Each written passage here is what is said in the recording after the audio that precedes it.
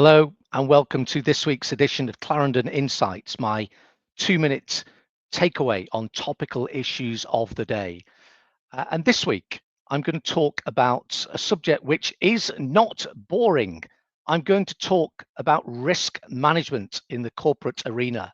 I have recently written a Clarendon MasterClass course that covers all of the detail that's required to be known by executives over the time of one day.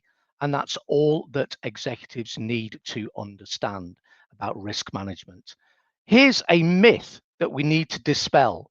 I chair 3 audit and risk committees. It's not just about auditing and the finances. It's about risk management.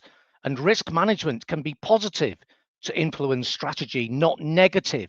It's not all about preventing things and negative. It can be incredibly positive and can support the development of the business and an organization. Here's another myth we need to dispel.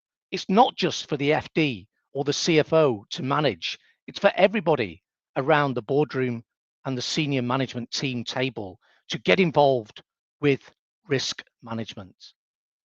In my roles as chair of the Audit and Risk Committee, I've had the pleasure actually of setting up a risk and culture environment from scratch in one of my organizations, which has been a very large global £250 million revenue organization, multi-site, multi-currency, multi-language.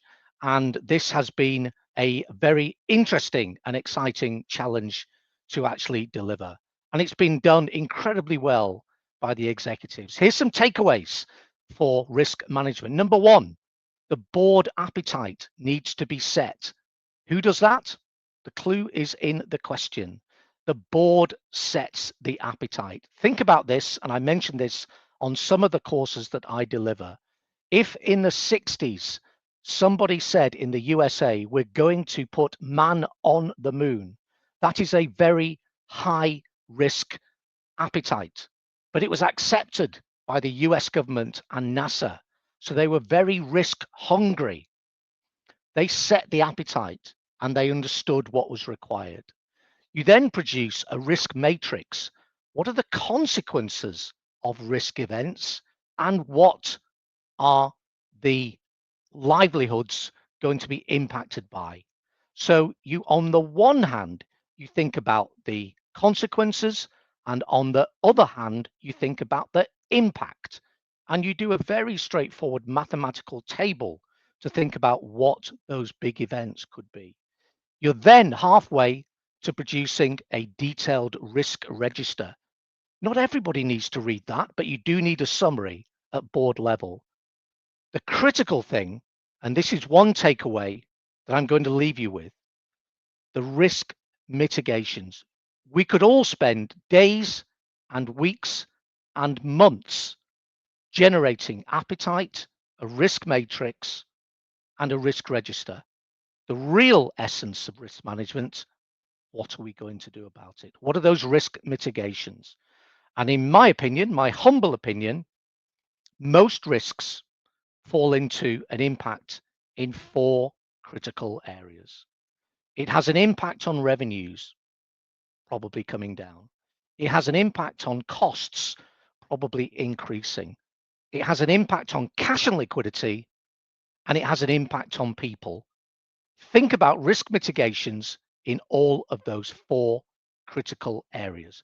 And time is well spent on the mitigations in at least as much time as the setting of the appetite, the creation of the matrix, and the creation of a risk register.